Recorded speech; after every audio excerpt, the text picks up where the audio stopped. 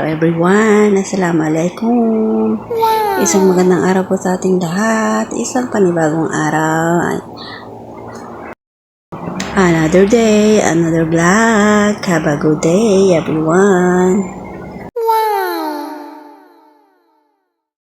Andito nga pala ulit tayo ngayon sa ospital para sa medication ng aking pasyente. May kasabihan nga pala tayo, piliin natin laging masaya, happy life, long life. Happy life, pangpahaba ng buhay, kaya maging masaya lang tayo in everyday life.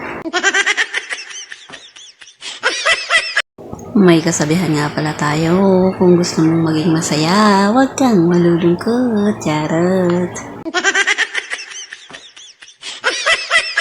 Naging busy nga pala tayo ngayon for today's video at ako nga pala ay naglakad dyan at hinanap ko ang cashier kung saan siya dito sa ospital para magbayad ng aming mga bills. Ayun, umikot ng umikot, pag lang may hilaw, charot.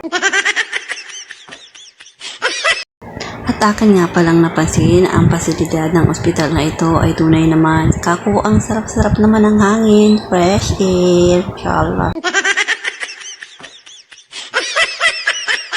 Laging tandaan, happy life, long life. So, ayan, maging masaya lagi tayo. Have a good day everyone.